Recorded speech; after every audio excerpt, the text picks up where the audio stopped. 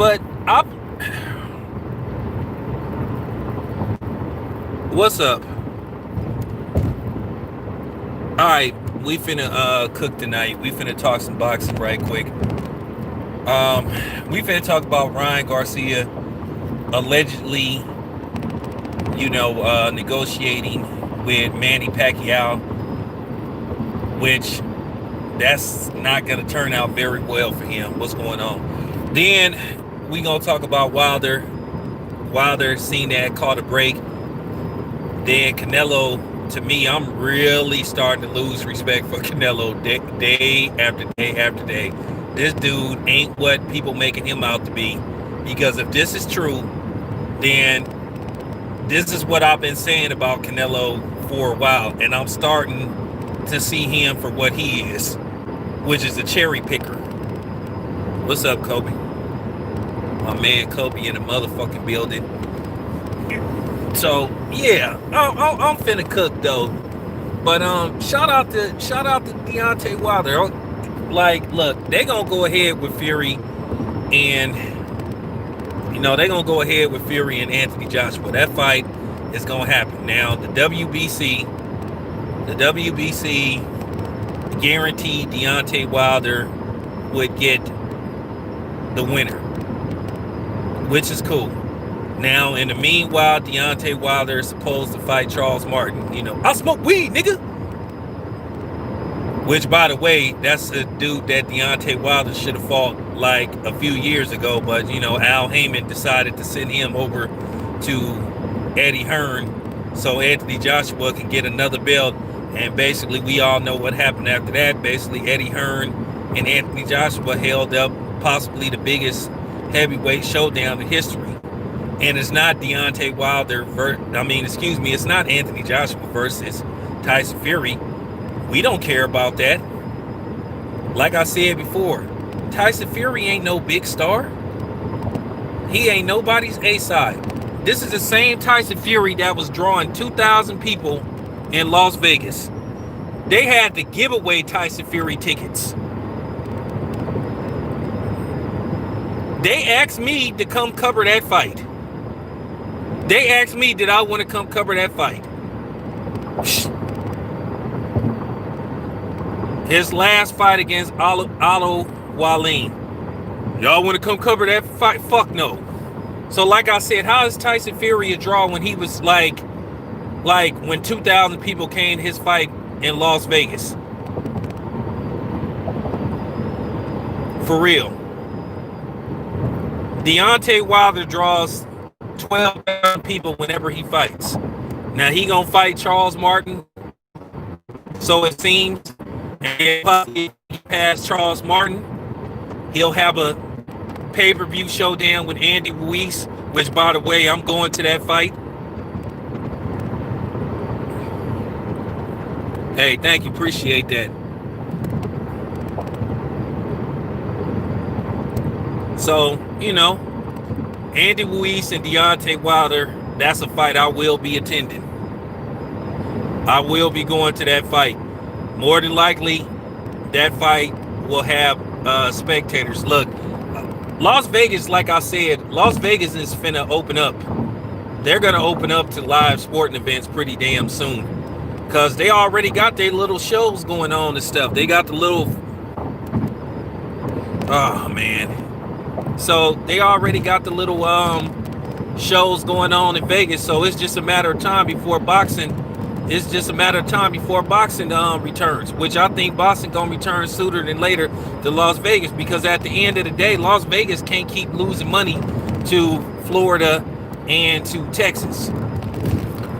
So now you have Canelo, who signed with Matchroom, and I got to give a shout out to Black Fight Fan, to K-Ho. He predicted this was gonna happen. So now Canelo is right back with the zone with Eddie Hearn. Signed like a little, he signed with Eddie Hearn. And according to some reports, that he may have turned down $25 million to fight Jermall Charlo.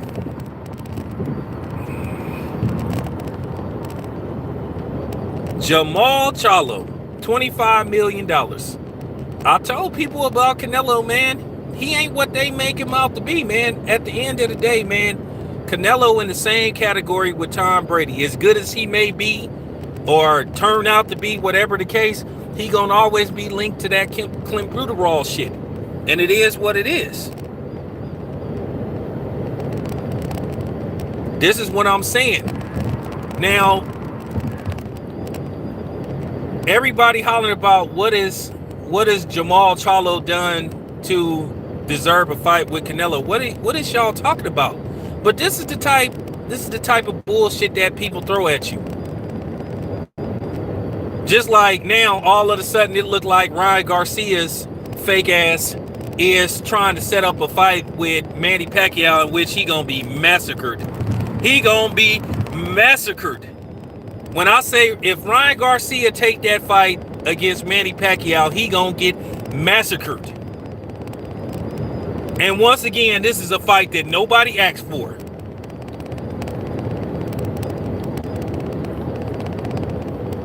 Nobody asked for this fight. But now all of a sudden you hearing Ryan Garcia might get Manny Pacquiao. And at the end of the day, I give Manny Pacquiao credit. Manny Pacquiao is an all-time great, but shame on Manny Pacquiao if he take this fight. What do Manny Pacquiao get out of beating up Ryan Garcia? Except the payday. This is a lick for Manny Pacquiao. And this make Manny Pacquiao look bad. Okay, I said Manny Pacquiao earned the right to fight whoever he wanted to fight, but we didn't mean go fight Ryan Garcia. We didn't mean fight a dude. I mean, come on, man.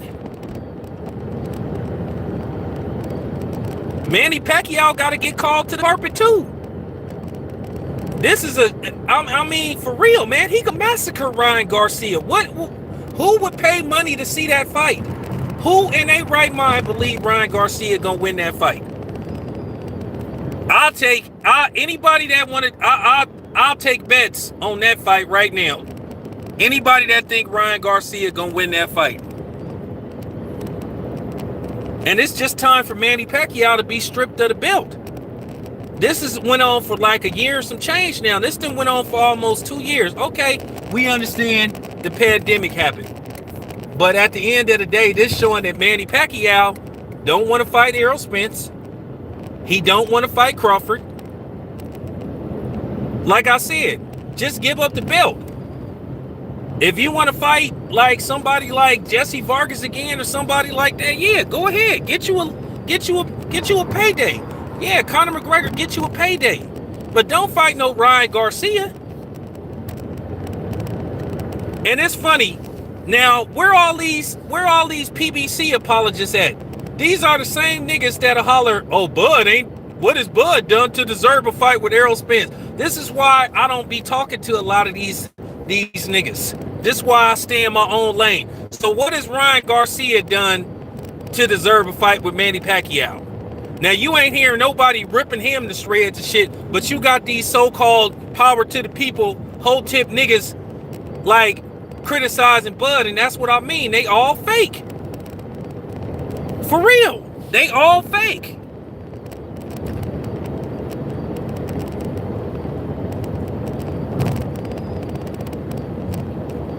They all, I mean, for real. Like I said, who in the hell asked for, I want somebody to tell me that's listening, who in the hell asked for Ryan Garcia versus Manny Pacquiao? And this is what I'm saying about Ryan Garcia. I told you guys that this dude ain't committed to boxing. He already said he gonna retire when he 26. Well, if he fight Manny Pacquiao, that's gonna be his last fight, period. He ain't gonna want to get into the, he ain't never gonna want to fight again. Nobody asked for no Manny Pacquiao versus no Ryan Garcia.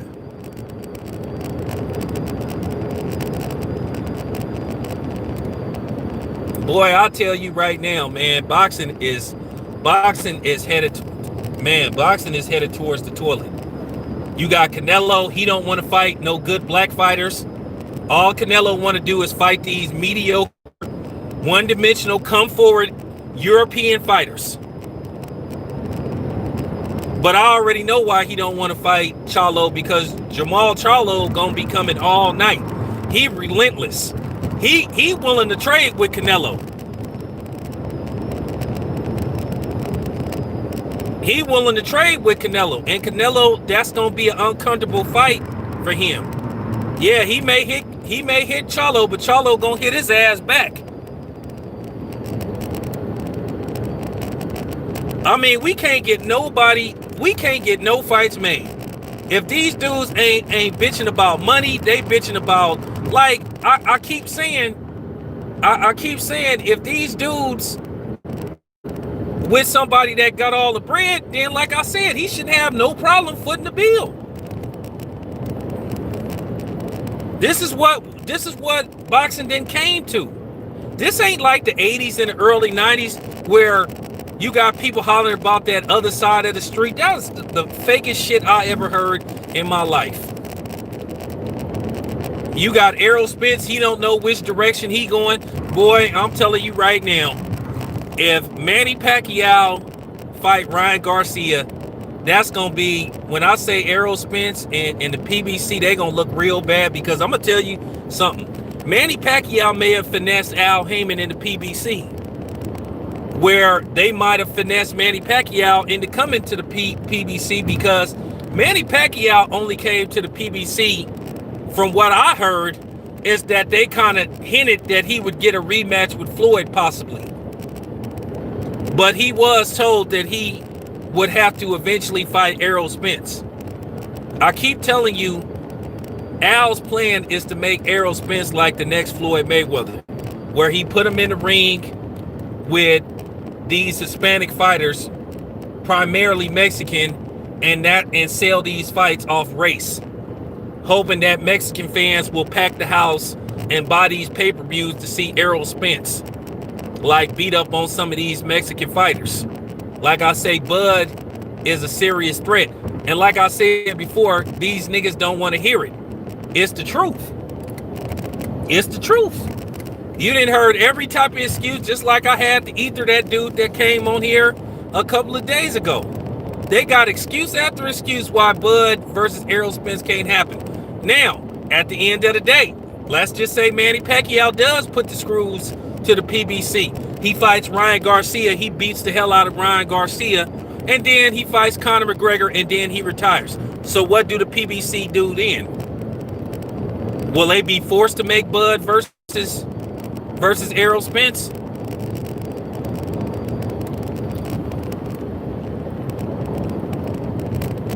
Here's the thing, and yeah, that's okay, H Money, you are correct. Errol Spence don't have the swagger that Floyd Mayweather got. Or should I say, Errol Spence ain't willing to be, hopefully, he ain't willing to be a walking minstrel show like Floyd was. At the end of the day, black people, we got to keep it honest. Floyd is an all-time great. Yes, he is, abso-fucking-lutely. But Floyd Money Mayweather, not Floyd Pretty Boy Mayweather, and Floyd listens to my videos, Floyd Money Mayweather was the biggest minstrel show in boxing. It is what it is. It was a minstrel show. It was, it was everything that was wrong. Floyd played into every stereotype about black people. He compromised himself to sell fucking tickets.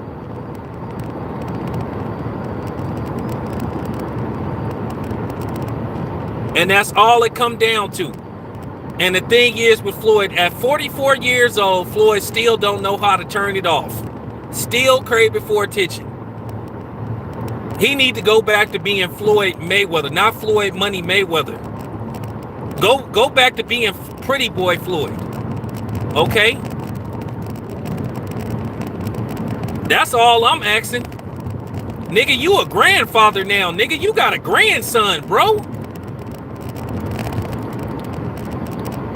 I mean, for real, bro. You got a grandson. You a grandfather now, bro. At the end, you can still have your swag. You can still have all that shit. But at the same time, bro, come on, man. Like I said, you look just as cool like pulling out a credit card than pulling out a wad of money. Like I said, that's what young niggas do, man. That's what niggas between the age of 18 to like, 29 do, man. After 30, man, you start pulling out credit cards. You start pulling out Visa check cards and shit, man. You don't be like pulling, man, come on, man. For real.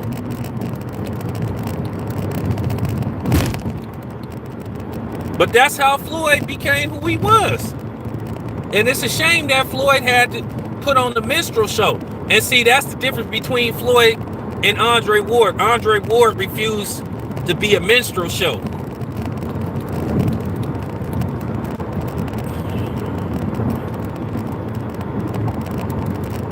Yeah, he do.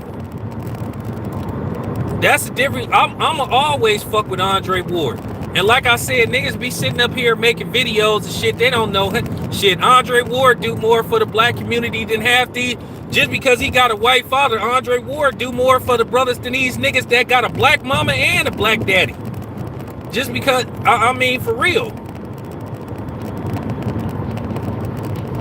Niggas be killing me with that shit. Niggas trying to question Andre Ward's blackness. And it's a couple of these niggas on here that be doing that shit. And I ain't talking about no specific person, but if you think I'm talking about you, nigga, then it is what it is. You can't talk about nobody and question nobody's blackness and you ain't married to no black woman. And then he say, well, my father is white. His father is white. So he ain't supposed to acknowledge his father or something? Who died? I mean, come on, man. I didn't talk to Dre off camera. Like I say, Dre do plenty for the community. He just ain't one of them dudes that sit up there and call a press conference to let everybody know what he doing and shit. Yeah, so that's all I'm saying. Nah, you don't know Andre Ward, bro. And at the end of the day, whether he worked for a company. He worked for ESPN. So what about the dudes that do commentary for the PBC? Ain't Lennox Lewis a company man? Excuse me? Ain't Lennox Lewis a company man? Ain't Dan, I mean, for real, ain't Joe Goosen a company man?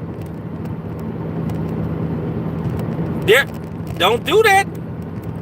Don't do that. Don't come over here regurgitating what some other niggas say. Especially if they don't know what be going on behind the scenes. A lot of these niggas make up shit. Like I say, Dre is cool. So don't tell me I'm sorry. Like I said, at the end of the day, he worked for ESPN. Just like the PBC, like once again, nobody don't say nothing when the PBC niggas don't acknowledge Bud and shit. So no, y'all wasn't hollering about fairness when the PBC wasn't acknowledging Bud, man. Get out of here with that shit, man. Get out of here with that shit.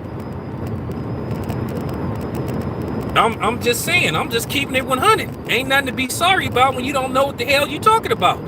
I'm just like I said. When have you seen Andre Ward wearing Gucci? We saw the Chalo brothers wearing Gucci after all that shit happened. We saw a lot of them PBC niggas still wearing rocking Gucci.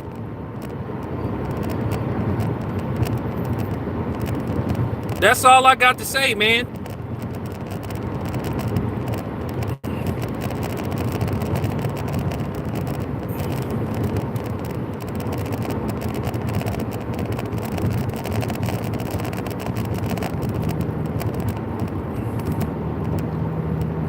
Did you see how he looked when Teddy Atlas said, man, Andre Ward ain't gonna sit up there and like, you know what I'm saying? Because if Andre Ward would have said something, then he would have got vilified. But didn't Andre Ward speak when they asked him about police brutality? I mean, you can't pick, like I said, if you gonna ask Andre Ward to be, you know what I'm saying? If you want Andre Ward to be a whole tip nigga, then you gotta ask everybody to do it. You can't just single out Andre Ward, but you don't say nothing to the niggas on the opposite side of the fence or whatever the fuck you want to call it. I call it right down the middle. That's all I'm saying. That's all I'm saying. Now, let's get back. I don't want to spend this stream because I'm almost home and shit. I don't want to spend this stream. Like I said, I'll fuck with Dre the same way niggas is biased towards Spence because Spence is from Dallas or Texas. Then I got to do the same for Dre. So I'm just keeping it 100. But let's get back to Canelo Alvarez. Oh, what's up, Pratt? And Pratt was right about Canelo. Canelo is starting to look like a fraud, man. Canelo is starting to look like a fraud. Canelo is just starting to look like a fraud. If he turned down $25 million to fight Jamal Charlo for this dude, like once again, it's always, see, this is the thing. It's always an excuse with this dude, man. It's always an excuse. See, this is what pissed me off, though. Like I said, the brothers, they got to fight everybody and they mama. And when they do, it still ain't good enough for these people. It still ain't good enough. It's always a yeah, but. It's always a yeah, but. But Canelo fighting these dudes like he getting all this praise for fighting Caleb Smith. He always fight guys like Caleb Smith. He finna fight another dude like Caleb Smith. I've never seen dudes like Canelo and Triple G get so much praise for fighting nobodies.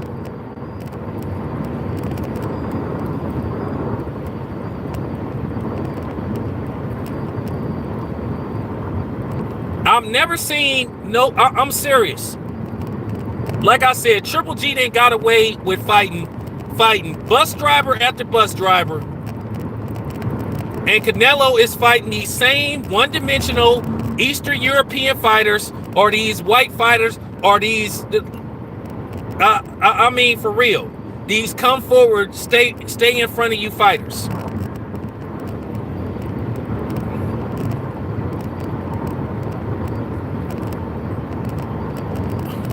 And then at the same time, and I'm gonna tell you something, Canelo is the Mexican version of Floyd. He doing exactly what Floyd is doing, except when it comes to fighting tougher competition. He's fighting these whack-ass Eastern European fighters. But he don't want to give David Benavidez a payday. He don't want to fight another Mexican that he think might could give him a tough challenge. Because I think David Benavidez would beat Canelo's ass. I mean, if the fight on the up and up. I mean, if Canelo ain't allowed to eat his extreme levels of mystery meat. Man, Paulie Malignaggi is full of shit. I need to explain something to you guys. Some of y'all may be very young. I mean, Kobe probably understand this. Kobe from the NYC. Look up Joseph Hawkins. He was a black man that went to Bensonhurst in Brooklyn. He was there to try to buy a car, but he was mistakenly took for a black dude that was coming there to see some Italian girl, and he got shot for no reason, and he got murdered. Paulie Malignaggi is from Bensonhurst. That place is historically racist.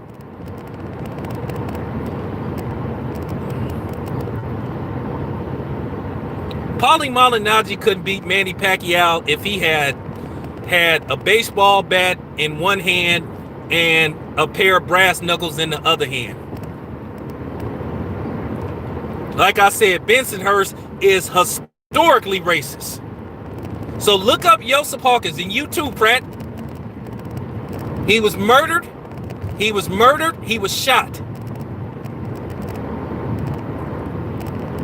Now the dude that shot him is in jail. Now go look that up. So that's why Paulie Malignaggi said that. He from Bensonhurst. So what? He had Mano come out and walk with him to the ring. What do that mean? People be killing me with this shit. Oh, well, he's not racist because he had a black rapper walk with him to the ring, man.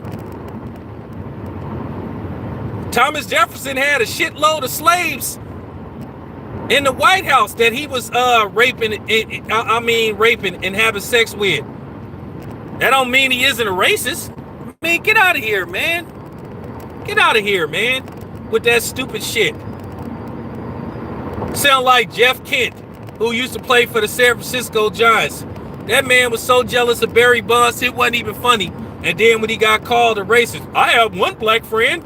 I'm not a racist. I have a black friend. A black friend. Man, get out of here, man. Like, for real. But that's what Canelo doing. He fighting these Eastern European fighter. That's what he like to fight.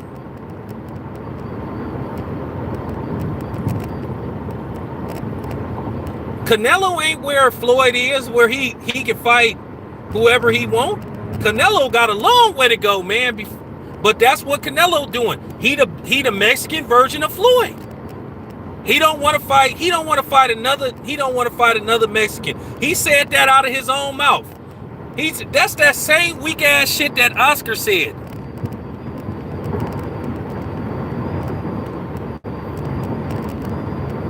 Oh, I already know Caleb Plant will he gonna wreck Canelo. Canelo can't fight no slick. He can't beat no slick boxers.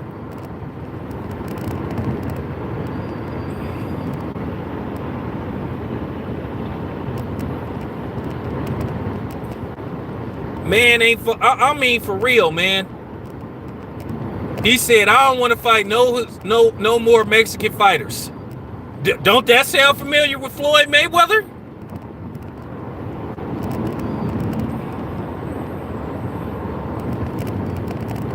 Well, that's the thing with Canelo. How is Canelo on his way to being the greatest Mexican fighter of all time when he got a history of like handicapping all his opponents, from trying to control your weight, giving you a short camp?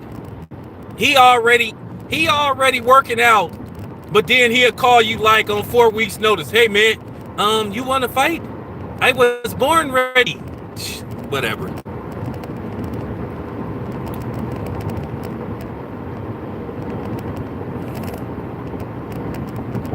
Man, let me tell you something.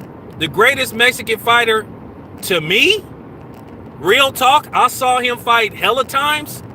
For a little guy, the greatest Mexican fighter is Ricardo Lopez. 51-0 if I'm not mistaken. Little guy. Can box his ass off. See, they don't like to give him his credit because he was like he fought in the smaller weight class. But Ricardo Lopez was a beast. Salvador Sanchez was a hell of a fighter. Like, man, please.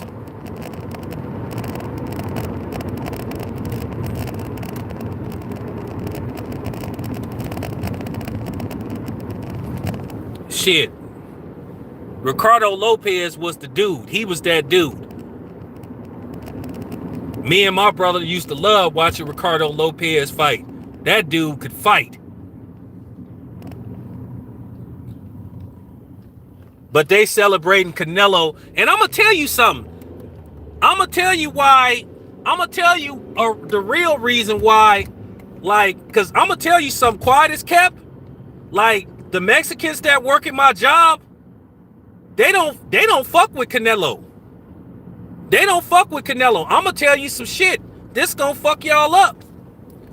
A lot of the Mexicans at my job, the truck drivers and shit, they don't fuck with Canelo. For real. They don't fuck with him. They can't stand him. I'm just keeping it a buck, man. They can't stand Canelo. Now they love some Julio Cesar Chavez because a lot of them, you know what one of my Mexican co-workers told me? And this is just fact. But I know some of Canelo's family. Because I used to work with one of Canelo's cousins up in this place in Stockton. He showed me a picture of him and Canelo when they was young, because he was from Guadalajara. That was my homeboy too. But they think Canelo is more, they call him a white boy. That's real talk. Don't y'all remember that racist ass shit that Larry Merchant said when Canelo was I think when Canelo fought I forgot what, I think it was against Sugar Shane Mosley, the Ring Kings card with Floyd versus Miguel Cotto, and Larry Merchant was explaining like he know the red hair. He said, but if you seen the rest of Canelo's family, the rest of them are Mexican looking.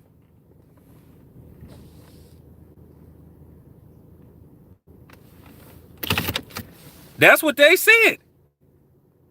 That's what they said. I'm telling you, I'm from Oakland. I grew up around Mexicans. They do not like Canelo. They don't like him. They don't like Canelo. And Canelo should, but this ain't my job. The Mexicans got to call Canelo out for not fighting David Benavidez. That was weak when he said, I don't want to fight no more Mexicans. That was weak. And Oscar said the same thing. And that's why I never liked Oscar. I never liked him. Because they try to say Oscar fought everybody. Oscar did not fight everybody. Here's the thing about Oscar De La Hoya. Oscar De La Hoya was a good fighter. He was a very good fighter. But when you look at Oscar De La Hoya, this is real talk. Oscar De La Hoya got some questionable decisions. He got some questionable decisions. Real talk. And a lot of his big fights that he was in, he lost. I remember that fight with Tito Trinidad that's why I couldn't believe Oscar De La Hoya when he did that shit. When Oscar De La Hoya literally for the last 4.5 rounds of Felix Trinidad was running, backpedaling. Oscar De La Hoya was straight doing the backslide. I mean, he barely was throwing punches.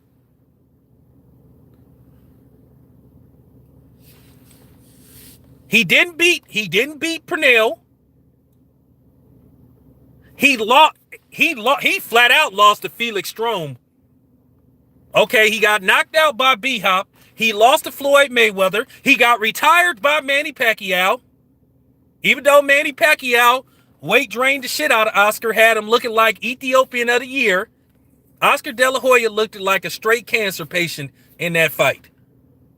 Okay, he lost to Ike Quartey. I thought he lost that fight. Ike Quartey beat Oscar De La Hoya's ass in that fight. So I'm looking at Oscar's resume. Who can argue this resume? He lost most of his big fights. And like I said, he ran. He literally ran. And then that's why I'll be cracking up when people be saying, oh, Floyd's a runner. And Oscar had the audacity to try to say Floyd was a runner when your ass literally ran from Felix Trinidad the last 4 rounds to that for 4.5 rounds.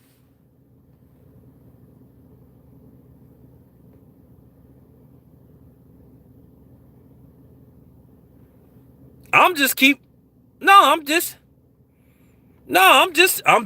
the truth. I'm just telling the truth. Oscar did get weight drained. He came in at 147. He came in at 147 for the Manny Pacquiao fight. That was like what, in 2008? 2008? Oscar had not fought at 147 in like 9 years. But hey, he signed a contract. I mean, he did. You're right. He signed a contract. He agreed to it.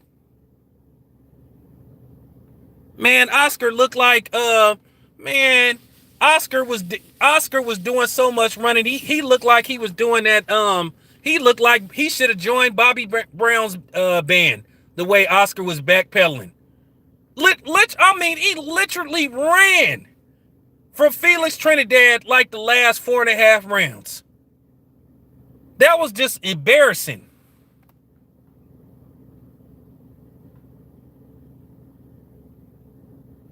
So I'm just saying. I'm just saying. I'm just saying though.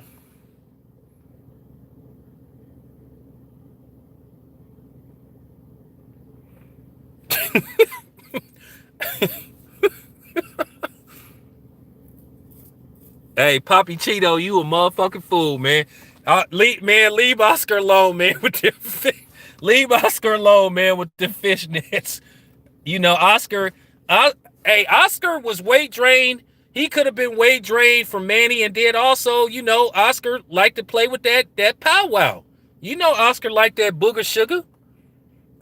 Oscar liked that. See, and Oscar from California. So, you know, in California, we get that A1 stuff. Oscar get that A1 stuff. His shit probably be like 75, 80% pure, no cut. So, you know what I'm saying? We in California, so, you know, we get that, you know what I'm saying? We get that A1. So, you know what I'm saying?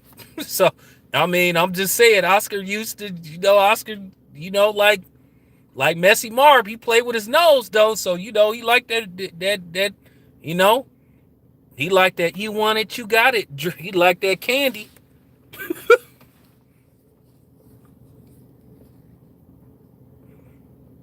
Oh, for real? Oh, Bellflower. Yeah. Oh, yeah. Chino. Yeah. Yeah. Yeah, that's what I'm saying. Shit, it's something. Kelly, shit, we got that A1 out here.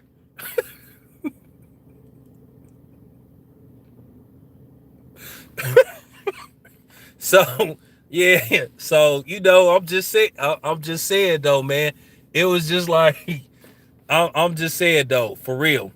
But that's what I'm saying about Oscar. He lost all his biggest fights, but he had some good victories. I mean, he beat up what's his name? Ricardo Mayorga. He had some good wins though. He beat the hell out of Julio Cesar Chavez. He beat him twice. So he had some good victories as well though. I'm just saying. Miss Hey man, you giving up too much information.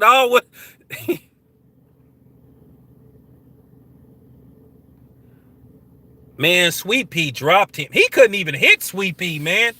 He couldn't even hit Sweet Pea.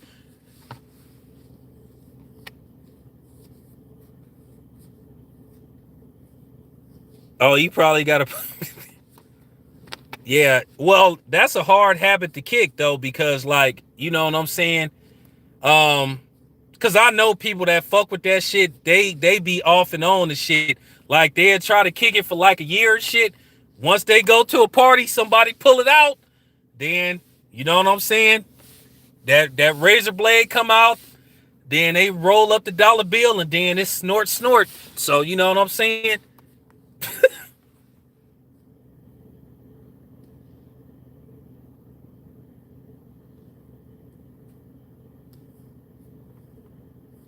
Yeah, so you know what I'm saying? Yeah, I'm serious. I mean, I'm from California, man. Look, y'all better listen to them old Too Short songs. Oakland, man, city of dope.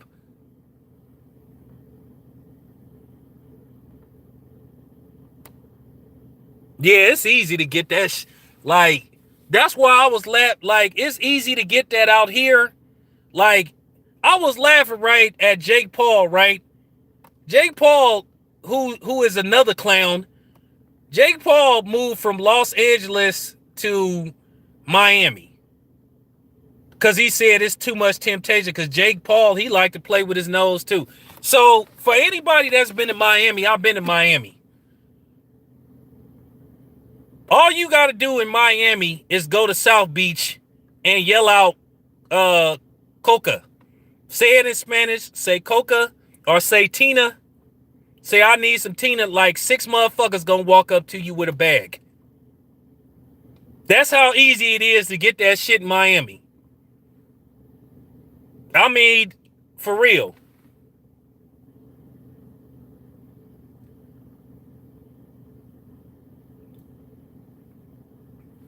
That's all you got to do is you go. So Jake Paul went from LA to Miami. That's the worst. Like, what is you doing?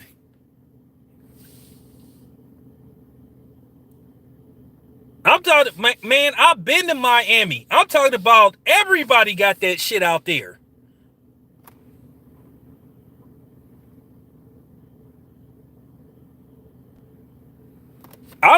Okay, Papi Chino, go look at Jake Paul, like go look at him doing his post-fight interviews when he was at the Ritz-Carlton.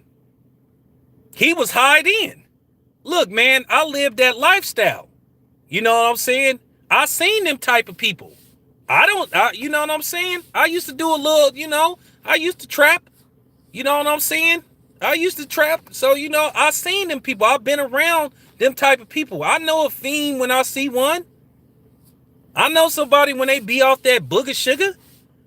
Go look at his post-fight when he was, did you see how wide his eyes was? He was already, man, for real. I'm just saying. His eyes was like, but you gonna move from California to Miami. I mean, that don't make no kind of sense. When I say I've been to Miami, like I said, it's easy to get that shit out there. Everybody got that shit. You literally could just say, you could literally just say, I need some Tina. Like I said, 6, 7, 8 motherfuckers go walk up to you. Or they gonna be with, okay.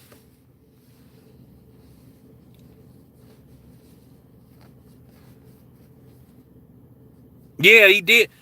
I'm gonna tell you this about Jake Paul. This Jake Paul gonna keep this charade going for as long as possible. He ain't a real fighter. He ain't no real boxer. I looked at Jake Paul, and I've been studying him. I already know how he gonna get beat.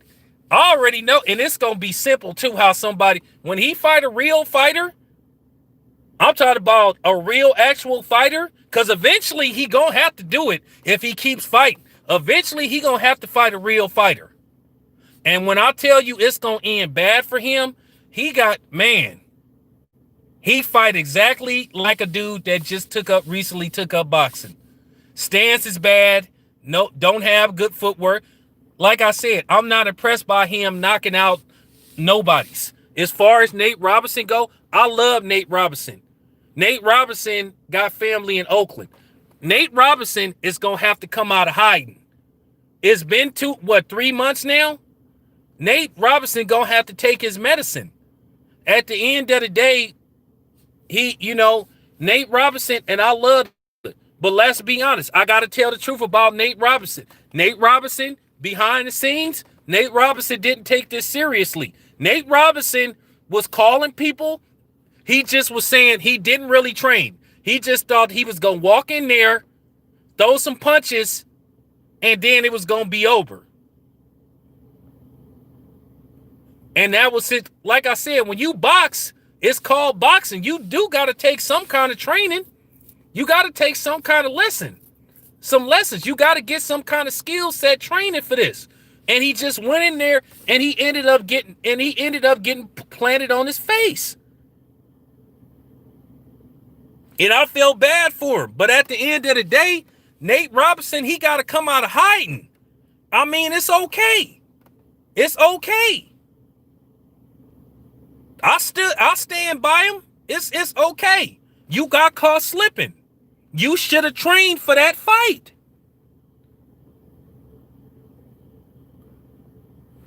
It ain't, man, let me tell you something. It don't matter that Jake Paul is 24 years old. Somebody my age could whoop his ass if they really man, if somebody really trained. Dude, Jake Paul got some bad habits.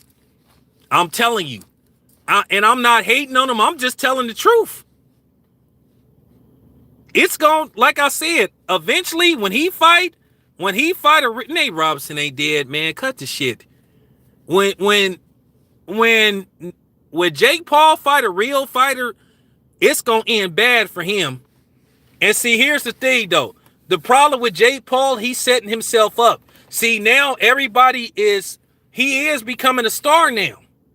So now here's the thing. It's gonna be pressure on Jake Paul because, like I said, at the end of the day, you say you a real fighter. Yeah,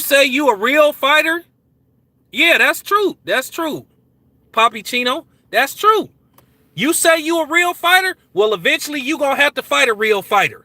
Because people ain't gonna keep paying $50 to watch you fight, you know what I'm saying, Mailman and shit.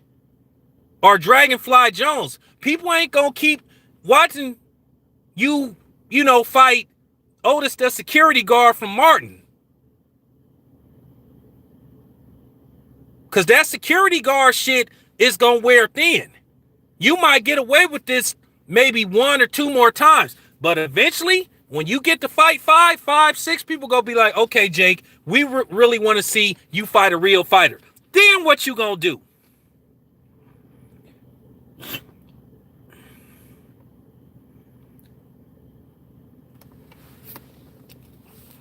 And I see, okay, well, if Jake Paul really believed that, then man, I guess he forgot Mike Tyson used to sell 1 million pay-per-views on a regular basis. But,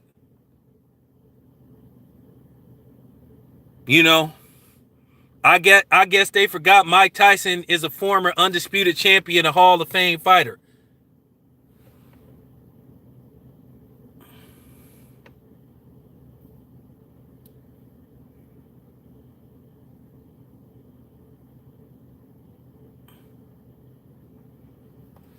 So like I said before, this Jake Paul charade, it's going.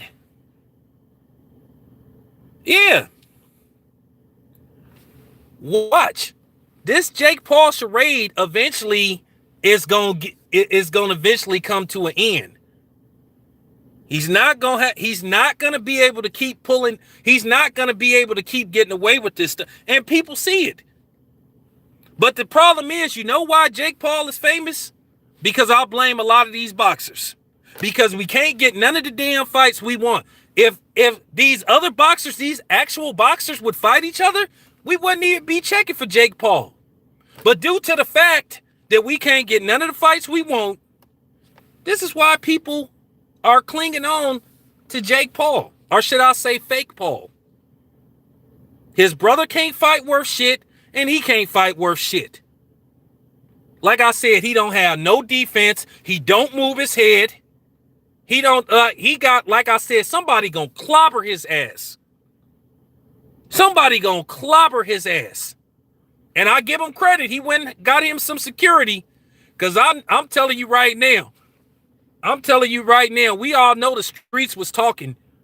Because people was talking about they was just gonna run up on him and sock his ass. And try to sleep him. Because people irritated by this dude. You talking like you a champion or something. You talking like you Muhammad Ali or something, dude. You a fucking clown. You a fucking white boy from Cleveland. That ain't fought nobody, dude.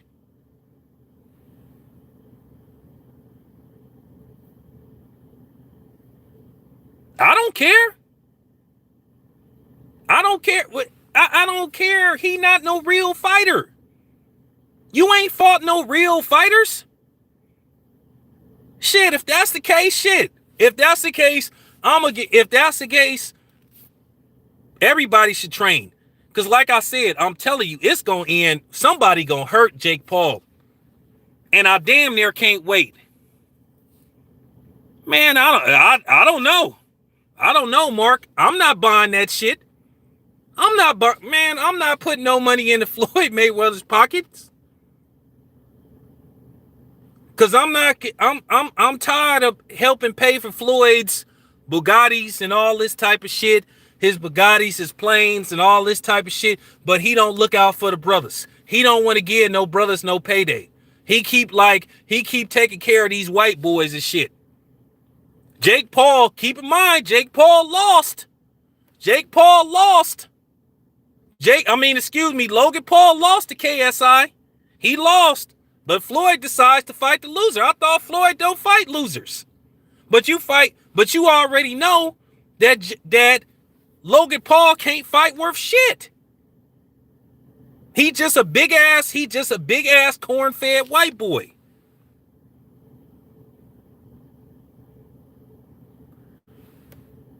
Fight for what? That's the CH money. That's where you fucking up at. That's the problem. We can't get rid of Floyd. Floyd won't sit his ass down.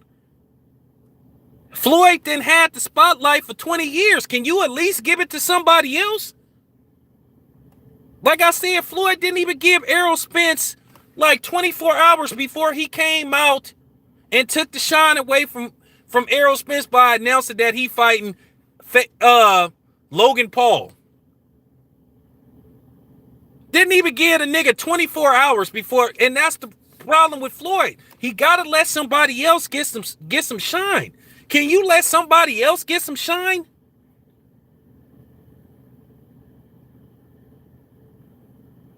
That's all. Like I said, Floyd didn't did his thing. He had his time.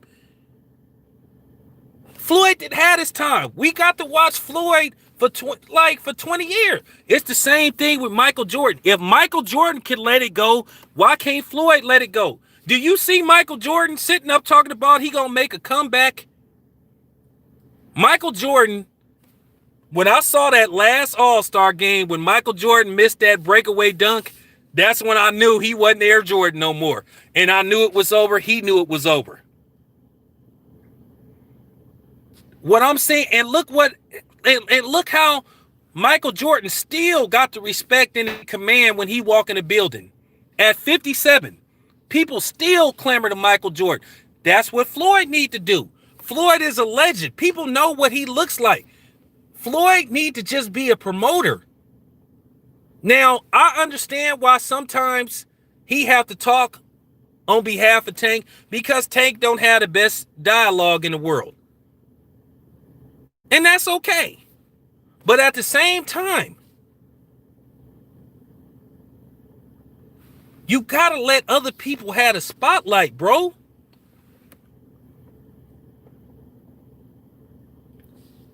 Well, I guess they could be possibly building. Look, I'm at the point now, based off what these fighters is doing, and this is just real talk. I'm keeping it 100. I'm just keeping it 100. Wake me up when it's a real press conference announcing this fight, because I don't care what people are putting on Instagram. I don't care about what people putting on Twitter or Facebook until I see you in a press conference. That's when I'm gonna start taking you seriously.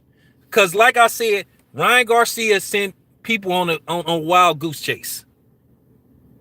He sent people on a wild goose chase. Errol Spence been sending people on a wild goose chase. Like I say, Errol Spence is all over the place. One minute he say he want to fight Bud, then he say he want to fight Canelo. Like I said, then you hearing about Ugas. Then Errol Spence don't know what direction he going.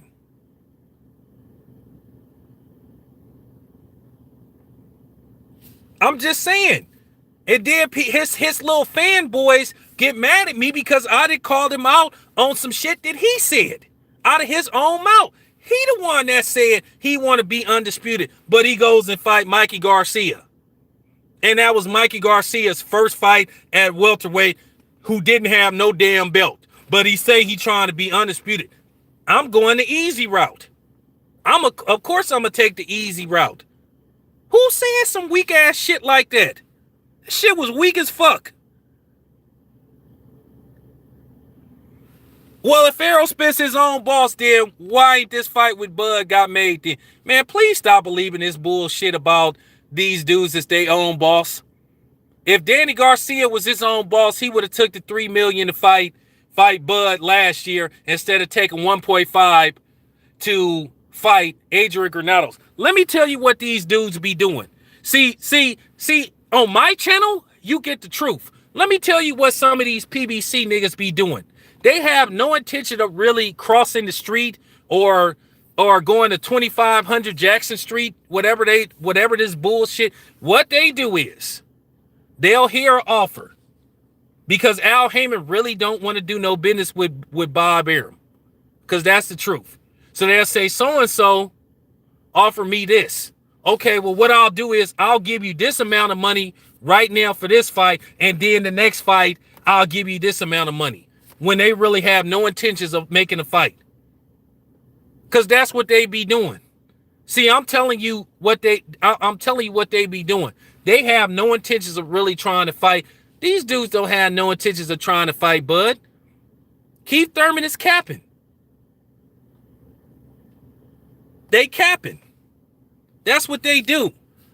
And Al Haymon, that's what Al Haymon do. They be like, okay, well, Al, if you don't do this, you don't do that, I'm going to go make this fight. So Al Haymon, he just says, okay, well, I'll give you this right now and then the next fight.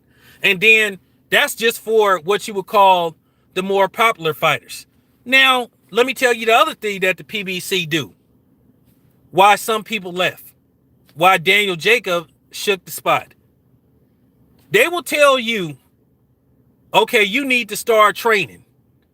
So they'll tell a dude like Jared Hurd, okay, we need you to start training. See, I know everything. See, this is what these other niggas don't be telling y'all. They'll tell you, okay, we need you to start training. Well, who am I fighting? I'll let you know later. So, like, that's one of their other tricks. See, I told you, don't nobody run my channel. I told you, I don't follow no script.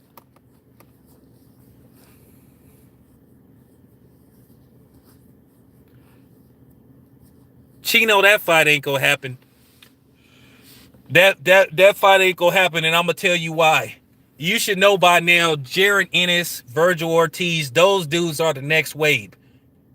They're not gonna probably get Bud or Errol Spence, because what they doing now is they trying to match all these dudes together. They basically doing, the PBC is doing what Top Rank was doing in the early 2000s, in the mid 2000s, and like, you know, the teens, where basically they going back and forth everybody, or they gonna just fight each other. What Top Rank is doing, this is the same thing that the PBC is doing. They're doing the same thing that Top Rank was doing, in-house fights. And basically what it come down to, okay, well, it's just like, okay, it's just like they say, being on the opposite side of the street, where you got one, it's just like you got a rival gang on this end, and then you got the other gang on the other side. Well, basically, let's just say you fighting over territory. It's just like corner boy shit. Okay? It's basically, if you ain't buying from us, you can't sell dope on this block. That's what the PBC doing. We used to call it in Oakland short stopping. So you may have a dude that got more muscle and stuff versus the other dudes. So basically it's like, okay, you can't beat, and that's what they do in the Bud pretty much. Well, if you ain't part of this, if you ain't part of the PBC, then you ain't gonna fight no PBC fighters. And that's what they say, okay? It's just like the turf shit. Okay, if you ain't buying no dope from us, you can't post here. And if you keep trying to post here, we gonna send somebody to come see you or deal with you. That's exactly what the PBC is doing. Like I said, I don't care what these niggas, I don't care what them other niggas be talking about on their channel. They don't want to tell y'all the truth. Don't listen to these niggas that don't cover fights. I mean, I'm just saying, that's what they doing. It's like some turf shit. And I'm sure if you understand gangs, everybody understand gang shit when they fighting over territory. It's just like the Crips and the Bloods, the Northaniels and the Serranos. That's what it come down to.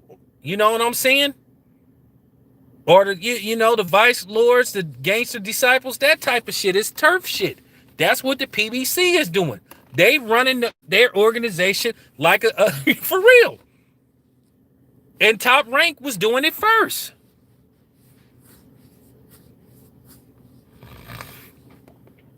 I think Jaron Ennis is I think, how could I say this? Jaron Ennis, he's a good young up and coming fighter, but at the end of the day, he looks good against those dudes that he's fighting. We want to see what he could do against other people. Now, he finna fight Limpiness. If he look good against him, then then his name gonna buzz. But you need a signature fight, or at least a guy with a little bit of name recognition to where people start like eyeballing you. He still hasn't had that fight. If he wins against Limpiness, then who knows? That's what I'm saying. He one of them dudes. He not, like I keep saying, he's part of the next wave. He's not his time. Well, that's why they putting him. That's why they putting Ennis in the ring with him. You gotta understand. H Money. They find the guy that they think you can look good against and get your name out there. They do that for everybody. They do that for anybody that they believe in. Ennis has the personality. He has the fighting style where he can sell tickets. He does the backflip and all that kind of stuff. He wears the fancy robes and stuff to the ring. At the end of the day, boxing do have a little bit of WWE-esque to it. A little bit. I just hope he don't have to resort to acting a damn fool to get people to watch him.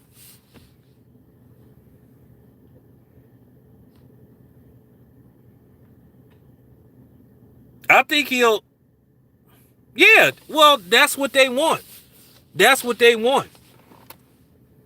That's what I'm saying about Errol Spence. Errol Spence don't got that type of personality to where you can.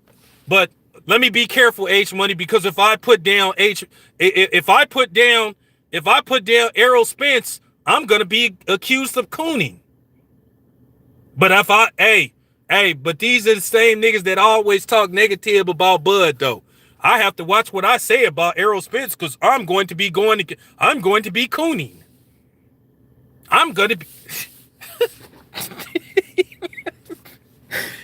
You can't make this. You can't make this shit up. You only could. Hey, that's funny. So you only cooning if you talk about a PBC fighter. Some of these dudes need to really look at who the real coons is, though. But it is what it is. What I'm saying about Errol Spence is a blue collar fighter. He don't got that type of personality. He don't got that personality that Floyd got. You know what I'm saying? And I know Al trying his hardest to make Errol Spence like that. Because like I said, Al Haymon, you got to understand something about Al Haymon. Oh, appreciate that. You got to understand something about Al Haymon. Al Haymon is a promoter. He started in music. See, I'm showing my age.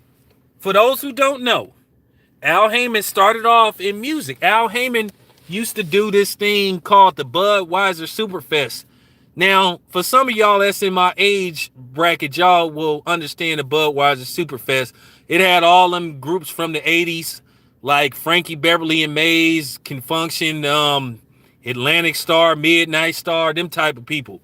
The Gap Band and shit.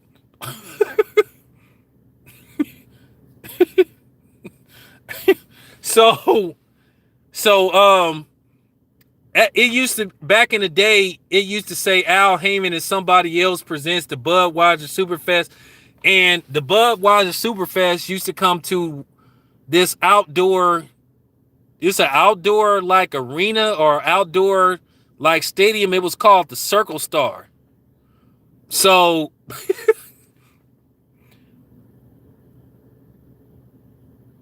yeah, yeah, New Edition, yeah, all them people, yeah. Keep in mind, Al Haymon used to deal with Beyonce and Jay-Z. If I'm not mistaken, I heard Al Haymon has some kind of falling out with Jay-Z's insecure ass. So I mean, you know what I'm saying? So Al Haymon made the transition from music to boxing. Al Haymon is a Harvard graduate. I don't know if he took the bar and became a lawyer. Oh, okay, Drake, probably so. I don't know if Al Haymon ever took the bar and became a lawyer like Bob Arum did. Bob Arum took the bar. So he's a lawyer. But Al Haymon has a law degree from Harvard. Or should I say Harvard? You know. I don't know if can anybody look and see that Al Haymon take the bar exam? Because he may be a lawyer. Okay, so he never took the bar exam. Okay.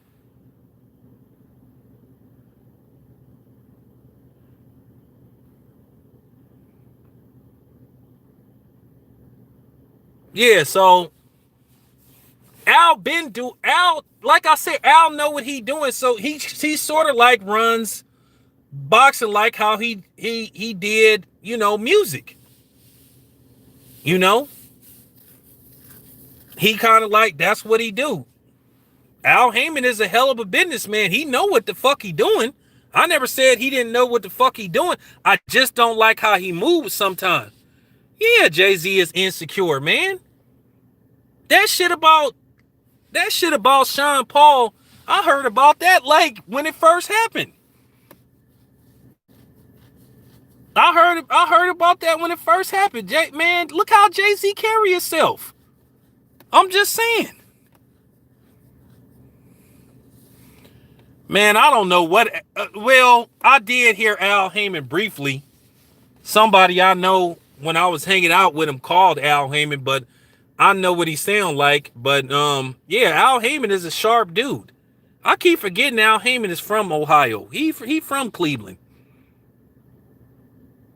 Yeah, he from Cleveland. Like I said, I'm proud of what Al Haymon did as far as like you know transitioning from music to boxing, but to a certain degree, I don't like how they move when it comes to certain situations. Because at the end of the day, the problem that I have with Al Haymon, he put a lot of the Hispanic fighters before he take care of the Hispanic fighters before he do the brothers. See, Al Haymon have this thing where see, this is the problem that I have with Al and Floyd Mayweather. Well, I should say they Floyd Haymon because they damn near think alike. This is the problem that I have with Floyd and Al Haymon. Floyd had this mentality where he think black versus black fighters don't sell. So he figured like he want to put together these black and brown fights. But we all know history has shown that black versus black fighters sell. Just like Mexican versus Mexican fighters sell. It got to be the right type of matchup. You don't think Bud versus Errol Spence is not gonna sell? You don't think if they could get that fight that's not gonna sell? Bud gets 2 million people to watch him fight every time he fights. Okay? Bud is sold out Lincoln, Nebraska. He's sold out Omaha, Nebraska. Errol Spence, so they say, has 16,000 people at Cowboy Stadium. You don't mean to tell me that black people ain't gonna watch two black dudes fight? And then you don't mean to tell me if Canelo and David Benavidez sign a contract to make that fight, everybody gonna come to that fight. I like seeing the black and brown thing, but at the end of the day, I want to see Mexicans fight Mexican. I want to see blacks fight blacks. I want to see whites fight whites. I want to see Filipinos fight Filipinos. don't want to hear that shit about, I don't want to fight no black people. I don't want to fight no Mexicans. Fuck out of here. Fuck out of here, man, with that shit. Fuck out of here, dude. Ain't nobody trying to hear that bullshit. Get your ass out of here. If Canelo versus David Benavidez get made, I promise you I'm going to that fight. If Canelo versus Caleb Plant get made, I'm going to that fight. Errol Spence versus Bud, if that fight get made, I will be at that fight. What's up? I don't care if I have to, like, for real. I don't care if I have to sell some of my Jordans. I'm going to Errol Spence versus Bud. I don't care. I don't care where that fight is. I'm going to that fight if they get that fight made. I'm serious as fuck. But we got to get the fight made. That's the problem. Yeah, we all getting frustrated because, like, it's like that song by Jadakiss. Why? Why can't we get this damn fight?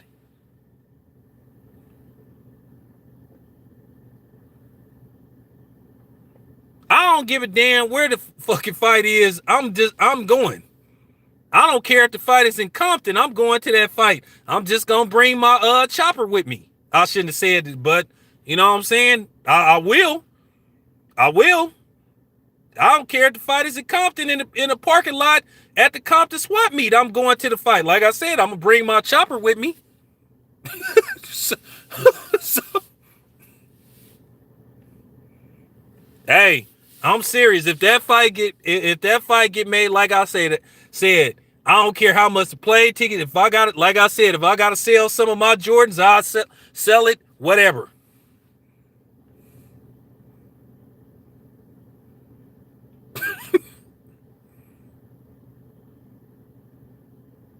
I think that, look, Errol Spence versus Bud should be at a neutral site. I don't think it's fair to ask Bud to come to Dallas, but I'm pretty sure Errol Spence would try to pull some shit like that. To me, that fight should be at a neutral spot. I think that fight should be in Las Vegas. New York, I don't think New York gonna have anything anytime soon. I don't think nothing is gonna jump off of New York. We all know Florida is the option because, like I said, Florida ain't never shut down. So Canelo was fighting in Miami, or some people say Miami.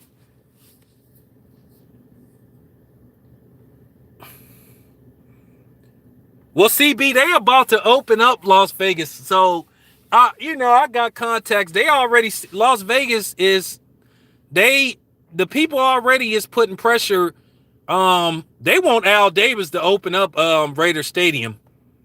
They already saying they want him to open up Allegiant Stadium because they want to have some UFC fights there, and they definitely want to have some boxing there.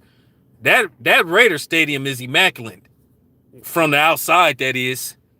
I mean, it's like, so Vegas is gonna have sporting events before it's over, before the year ends.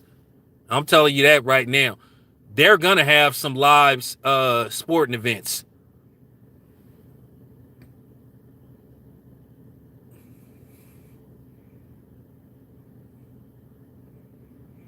That fight, for real, Errol Spence versus Bud need to be at a neutral site. Like I keep saying, I would like to see a fight in Atlanta. I keep telling you, Bud versus Errol Spence should be in Atlanta.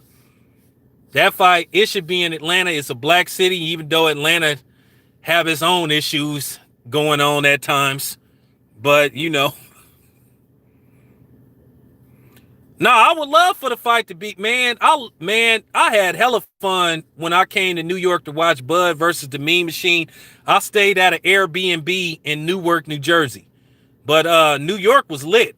You know what I'm saying? New York was cool. I didn't get to go to Times Square, but I got to, you know what I'm saying? I went to Madison Square Garden. Madison Square Garden was the shit. Coco the Don was cracking, bro. Yeah, New York was lit.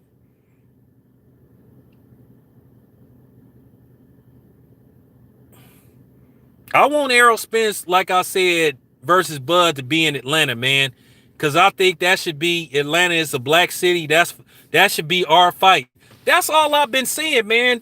That's all I've been saying. That's been my whole mission, because I feel like that's a special fight. That's the new Sugar Ray Leonard versus Marvin Hagler. Maybe. I think that'll be better than Sugar Ray Leonard versus Marvin Hagler, because I'm going to be honest with you. Sugar Ray Leonard versus Marvin Hagler might be one of the most overrated super fights that I ever seen in my life. Sugar Ray Leonard was Sugar. I just got to tell the truth about Sugar Ray Leonard. Sugar Ray Leonard was dancing around that ring for 2 minutes and 30 seconds of every round. And then when it was 30 seconds left, and this came out of Sugar Ray Leonard's own mouth, then Sugar Ray Leonard would start throwing these combinations and shit trying to steal the rounds. Watch that fight. And that's why I thought Sugar Ray Leonard lost that fight. That was one of the most overrated super fights that I ever seen. And you can send this video to Sugar Ray Leonard and tell him I said it too. And people be acting like that was just some spectacular fight. How was it spectacular when Sugar Ray Leonard was backpedaling like for most of the rounds? He said it himself. He said my game plan was to steal rounds and not engage with Marvin Hagler. He said himself, his corner would yell out 30 seconds, and then Sugar Ray Leonard would start throwing these combinations and shit and try to steal the rounds.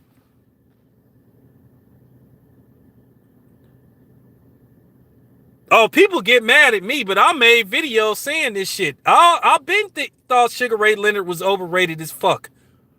I mean, Sugar Ray Leonard did his best work early in his career.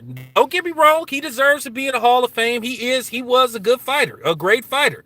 But like I said, after the eye injury, when he was coming in and out of retirement, he was cherry picking like a motherfucker. And I just got a problem with what Sugar Ray Leonard did to Aaron Pryor. He tried to lowball the shit out of Aaron Pryor. I'm sorry. I just got to keep it 100. Sugar Ray Leonard, he just didn't, Sugar Ray Leonard did a lot of fuck shit when he was a fighter. He was worse than Canelo and Floyd combined when it came to negotiating with him. Yeah, he ducked Aaron Pryor. Aaron Pryor was a little nigga and he didn't want to fight Aaron Pryor. That was disgraceful. I know the niggas from Maryland be getting mad when I say this, but Sugar Ray Leonard, after he came out of retirement and you started looking at some of the dudes he fought, like I said, Donnie Lalonde and man, like I said, and then the Marvin Hagler fight, shit. He was jerking Marvin Hagler around forever until that fight actually got made. And then he got the hell beat out of him by Terry Norris. He tried to retire. He tried to come out of retirement, fight Hector Camacho because he thought that might lead to a fight with Oscar De La Hoya, and he got beat up by Hector Camacho's. Like, man, Sugar Ray Leonard ducked hella people. He ducked hella people. And I know his little fans get mad as shit. I was arguing with Bill about that shit, but I just, like I said, Sugar Ray Leonard was a master ducker. Sugar Ray Leonard was a master ducker. Like I said, keep in mind, a lot of people need to do their history. He finessed Donald Curry out of the Marvin Hagler fight. He finessed him. Donald Curry was supposed to get that fight. He talked Donald Curry out of taking that fight, and then he took the fight. Donald Curry sued Sugar Ray Leonard about that shit. I know this boxing shit. That's what y'all don't know.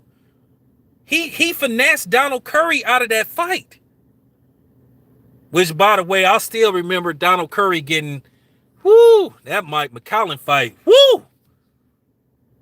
Man.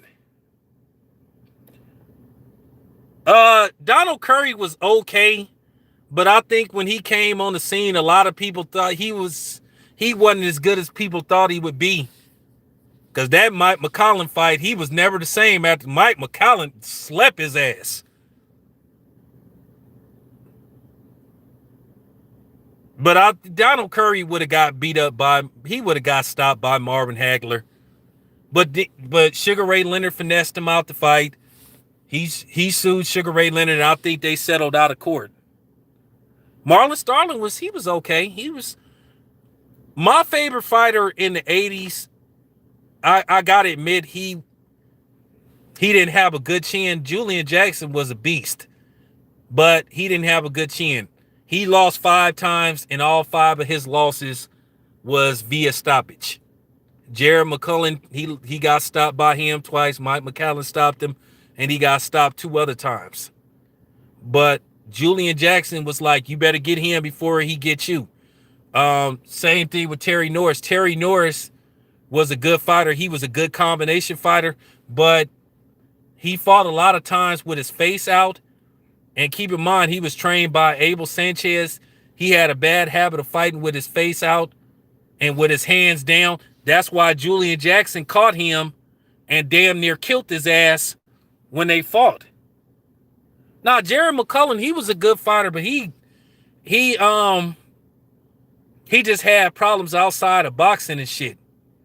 He just had problems outside of boxing and shit. So, like I said, Sugar Ray Leonard could have fought all those dudes, but he didn't want to. Like I said, when he won that fraudulent ass light heavyweight title versus Donnie Lalonde, the golden boy Donnie Lalonde, that's who Oscar took that name from.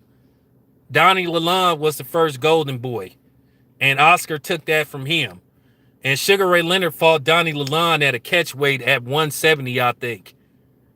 And that's how, and that was a fraudulent ass title. It was some Canelo shit. It was some Canelo.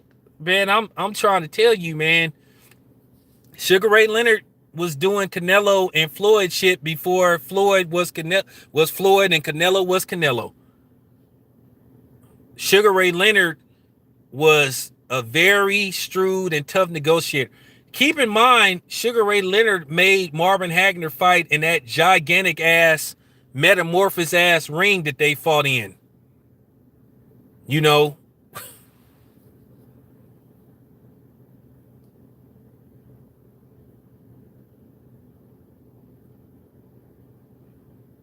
Yeah, Justin, you right. Yeah, so that's what I'm saying. Sugar Ray Leonard was a shrewd negotiator, man. That man, like I said, this is what happened. Okay, so when Sugar Ray Leonard was negotiating with Marvin Hagler, Marvin Hagler got more money than Sugar Ray Leonard. He got I don't feel like looking, I could be off by a couple of million. I think Marvin Hagler got he got 11 million. Sugar Ray Leonard got 9 or something like that. But Sugar Ray Leonard won. Oh, that would have been a hell of a fight. But Sugar Ray Leonard won as far as everything else went. Sugar Ray Leonard got to pick the judges. He got to pick the ring size. Everything went in Sugar Ray Leonard's favor except the money. Like I said, Sugar Ray Leonard picked that gigantic ass, metamorphous ass ring, man.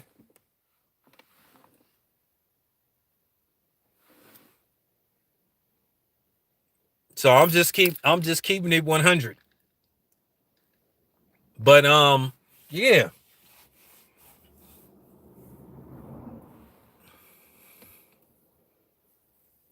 Nah, he didn't want to.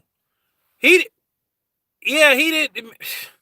Man, if anybody, man, and that's what I'm trying to tell you about Sugar Ray Leonard, man. Man, everybody know Hearns won that second fight. Everybody know Hearns won that second fight. He dropped Sugar Ray Leonard twice in that fight.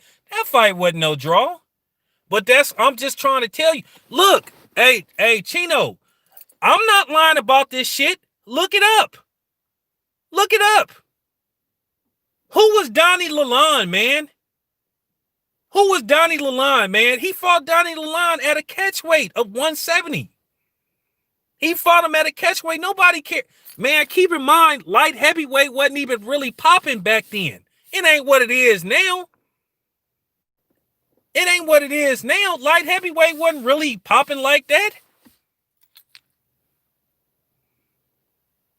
Man, first of all, before I end this live stream, let's go back to the first fight. Remember, that was a 15-round fight. Tommy Hearns had whooped Sugar Ray Leonard's ass in that first fight. He was well ahead on the cards. Sugar Ray Leonard, I give him credit. Sugar Ray Leonard turned it up and he stopped he stopped Thomas Hearns in the 14th round. Sugar Ray Leonard was getting his ass beat in that fight. He couldn't get past. Thomas Hearns had that long-ass jab. He had that long-ass jab. You know what I'm saying? His reach was crazy. He had that long. Sugar Ray Leonard couldn't get past that jab. Watch the first 4 rounds. Sugar Ray Leonard was hesitant to even come in. He was loose. Sugar Ray Leonard was losing that fight. If it would have been a 12-round fight, Sugar Ray Leonard would have lost. Thomas Hearns was whooping Sugar Ray Leonard's ass in that fight. He was finna lose that fight. But what Emmanuel Stewart, what he should have did with Thomas Hearns, he didn't teach Thomas Hearns how to clinch. He should have been like, clinch him. And Thomas Hearns he ran out of gas. Them 15-round fights, they was something else, man. Them 15-round fights was a motherfucker back in the day, man.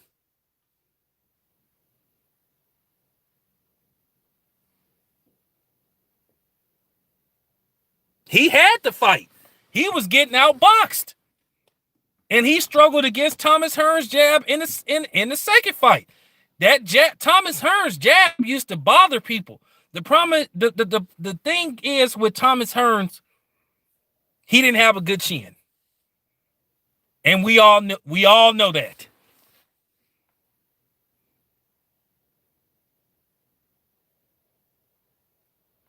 Oh, versus Terry. Versus Terry Norris. The only reason why Sugar Ray Leonard fought Terry Norris is because he seen what happened to him with Julian Jackson. Why did Sugar Ray Leonard go fight the Hawk? So he thought he could possibly do the same thing, but Terry, man, they should have stopped that fight. Sugar Ray Leonard got his ass clobbered in that fight. But that's what I'm saying.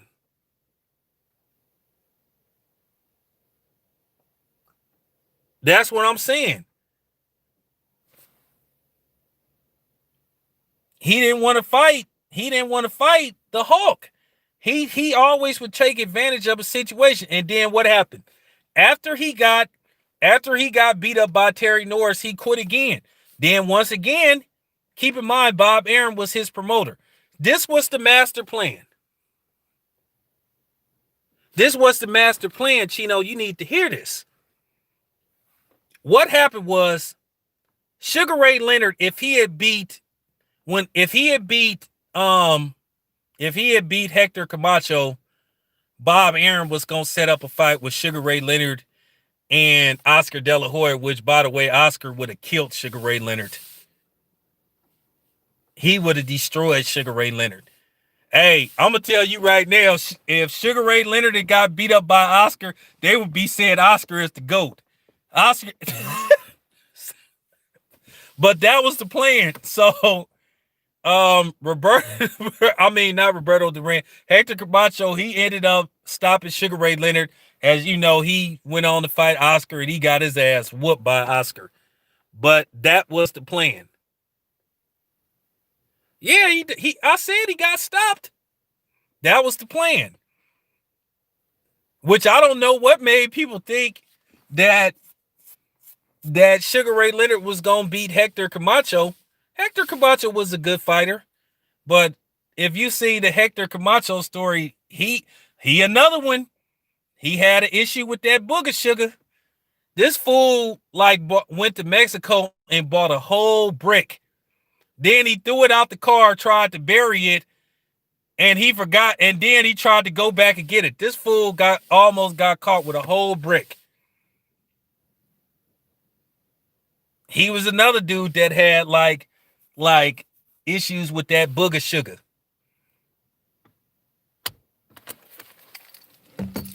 He another one. That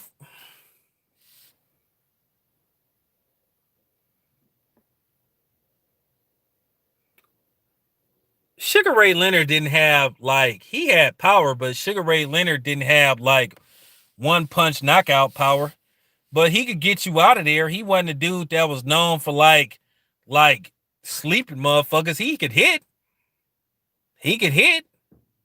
Keep in mind when he beat Floyd Mayweather's father, he was pounding on him against the ropes. It wasn't like he knocked him down multiple times. Yeah, Hector Camacho, he was just one of them dudes. It came to him too quick. Keep in mind, he had a kid.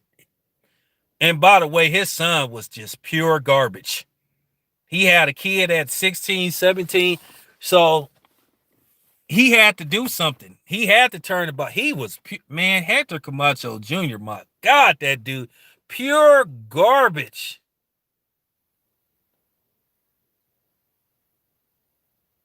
Aaron Pryor. Watch his fight with Alexis Arguero. Aaron Pryor beat Sugar Ray Leonard in the amateurs. Hector Camacho Jr. was god awful. I remember when they was trying to build that dude up. He was another one. And I would watch this dude fight. This was like when they would have the USA fights. This is where you got to see dudes like Sloppy Joe Macy. And you would see Obakar and guys like that on USA boxing. They need to bring that shit back. And they was really trying to build this dude up like he was gonna be a superstar. I was like, I was like, when I see that dude, I was like, yeah, here we go. And it ended quick. It was funny, right? Because I used to watch USA boxing, and it was this heavyweight. He was a good offensive fighter, but my God, his defense was terrible. Do anybody remember Joe Macy? Nah, he didn't. Nah, I don't think he lost at 140. It was funny. Obakar. Yeah, Obakar, and then they had Joe Macy. I used to love to watch Joe Macy fight on USA. He didn't have defense to save his life. And he retired undefeated because I forgot what happened to him. I don't know if something happened to him where he had to prematurely retire. And it's a good thing too. Because if Lennox Lewis would have got a hold of somebody like Joe Macy, man. But he was fun to watch fight. He was a good offensive fighter, but he didn't have no defense to save his life. None. Oh, okay, yeah. He did. Joe Macy, every time he would fight on USA, I'd watch because he had some entertaining fights. But boy, I seen him seriously hurt in a lot of his fights. And you knew if he fought somebody, one of the upper echelon fighters like Ray Mercer or Tyson, or you know what I'm saying, or Evander Holyfield, or Lennox Lewis. What's the other one? Tua, Ike Abawabuchi. It would have been bad for him. And we all knew that Joe Macy wasn't going to be able to contend with them type of dudes just due to the fact that he had such a horrible lack of defense. He was like I said, he could dish it out. But nobody taught him defense. And as you can see, he got a brain injury and he had to quit. I'll probably so. What about Rick? Man, come on, man. Riddick Bowe was the dude. Nah, Joe Macy fought on USA Boxing. He fought a lot on USA Boxing. He might have fought on ESPN, but I used to see him on USA. Riddick Bowe was that dude, man. You know, he had some shortcomings and shit. Sometimes, like, you fight people that just have your number. Andrew Galata, for some reason, had his number. We know he had his balls. We know he loved to hit him in the balls. So, I mean, Lennox Lewis had a lot of outside the ring problems. You know, he went through some shit with his wife and shit. Brooklyn.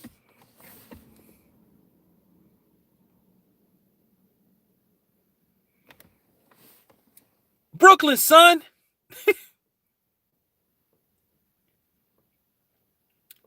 Well, he tossed the WBC belt in the garbage can because he just didn't want to fight Lennox Lewis. I know he was talking about he got offered more money for a rematch with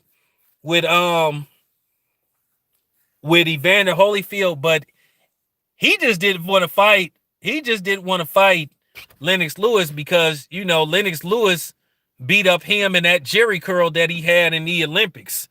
So he whooped Riddick Bowe and his Jerry curl.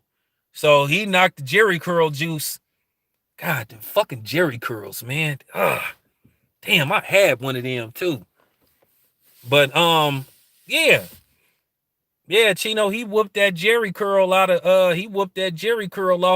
Riddick Bowe in the Olympics. Riddick Bowe just, you know what I'm saying? Riddick Bowe just didn't want it.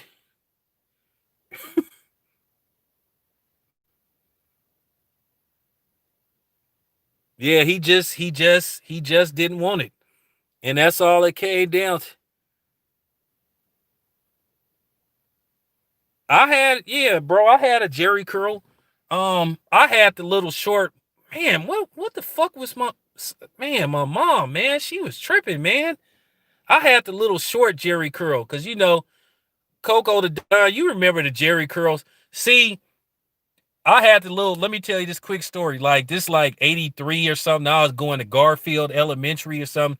So I had the little short Michael Jackson Thriller curl.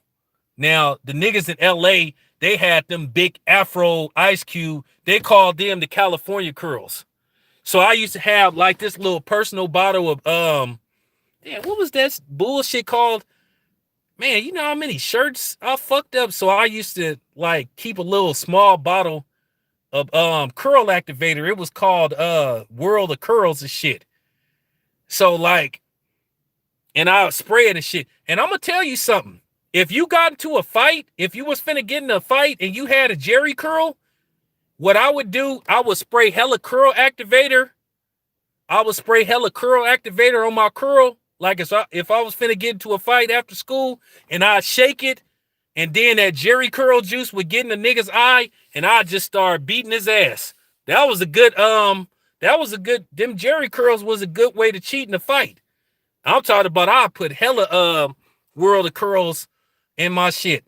And then my shirt would be fucked up, and then I'd just shake it, and then that Jerry curl juice would get in the nigga's eye, and I'd just start beating his ass. Yeah, so, yeah, I'll cheat it, so fucking what? It is what it is.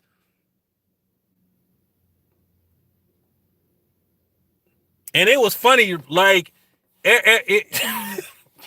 I'm just saying.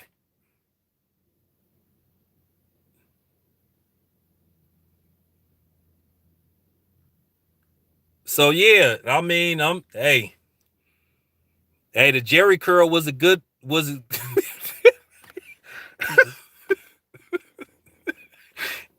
hey, real talk, it ain't no,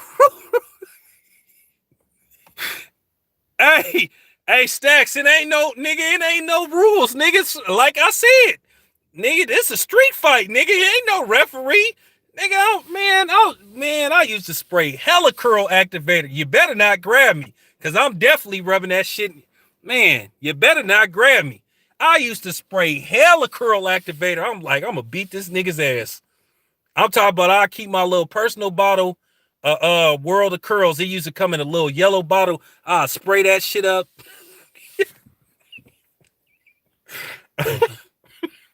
So y'all niggas know it ain't no y'all niggas know it ain't no rules in the streets. Ain't no ref.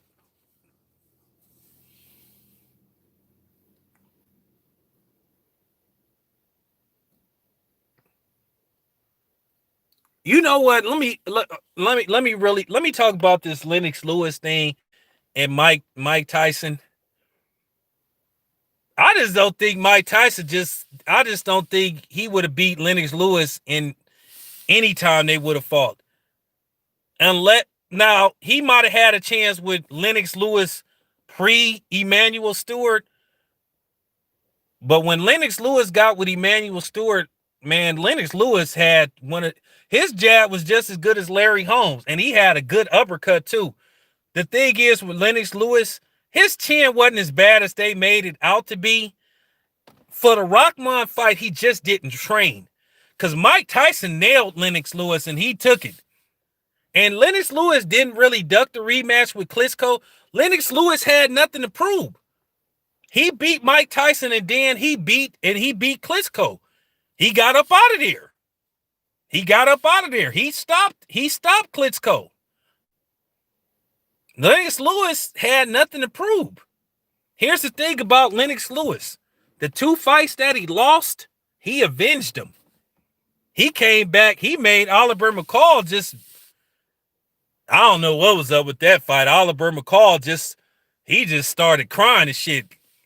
And he flatlined Rahman.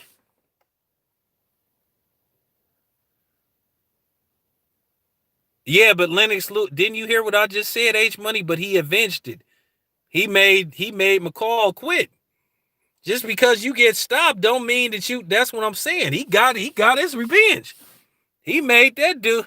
That man had, and as far as Klitschko goes, shit, he damn near detached his eyeball. Shit. He would have hit Klitschko a couple of more times. He might have blinded Klitschko. He might have knocked his eyeball out.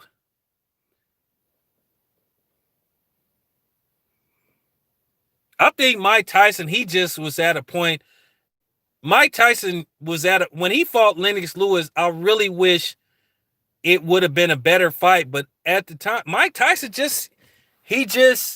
Mike Tyson, I got to say this about Mike Tyson. I looked at his whole demeanor all the way up into that fight. That was like the first fight that I looked at Mike Tyson's eyes and I could tell he was scared of Lennox Lewis. From the time he walked into the ring, and Mike Tyson took a beating in that fight. Keep in mind, Mike Tyson wanted to quit earlier in that fight. He tried to quit, and, Ronnie Shields made him go back out there, and he ended up getting stopped. I remember that fight. Oh, what's up, my man, Mr. Boxing here? Nah, Lennox Lewis, man, Mr. Boxing, I respect you, bro. Like, that's my man right there. Lennox Lewis, I keep telling people about Lennox Lewis. Lennox Lewis is better than we give him credit for. Like I said, he avenged all his losses. He only had 2. He made Oliver McCall start crying, and he slapped Rahman. Lennox Lewis he don't get enough credit. I think the problem with Lennox Lewis, once again, it's a Tim Duncan thing with Lennox Lewis. He wasn't a raw, like he was what you call a gentleman. He just conducted himself in the ring like a gentleman. He fight, he bounce, and then we see you the next fight. He lived a quiet life. And I think we didn't appreciate Lennox Lewis was very good. He's good. He was good. He was good. Lennox Lewis wanted all. I'm sorry, H Money, that's bullshit. Lennox Lewis would fight anybody. He wanted all the smoke. Lennox Lewis would fight anybody. He never ducked nobody. He wanted all. Lennox, that's not true. Lennox Lewis wanted all the smoke. He fought everybody. that you could fight. Lennox Lewis was better than what we give him credit for. Riddick Bowe didn't want to fight him. Riddick Bowe threw away a belt because he didn't want to fight Lennox Lewis. And they elevated Lennox Lewis, to the champ. Lennox Lewis kept trying to get that fight. No, he didn't. He fought. No, he didn't. That's not true. He fought the best. Man, Lennox Lewis whooped Evander Holyfield ass not once but twice. The second fight was a little bit close. Lennox Lewis got that fight right there. Lennox Lewis, Evander Holyfield won was a travesty. That was the biggest disgrace in boxing when they had that fight a draw. Nobody that saw that fight thought Lennox Lewis should have got a draw. Easy fight to score. Easily. Very best. 10-2 Lennox Lewis. Worst case scenario, 9-3 Lennox Lewis. No way that fight was a draw. That was the biggest robbery. That was one of the biggest robberies in history. That one and Chavez versus Pernell Whitaker. Nobody thought that Evander Holyfield won that fight. Man, you crazy. Evander Holyfield lost both fights. The second fight was the second fight was a little closer.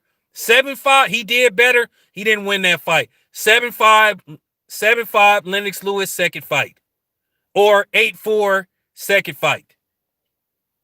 Evander Holyfield did not win neither one of those fights versus Lennox Lewis.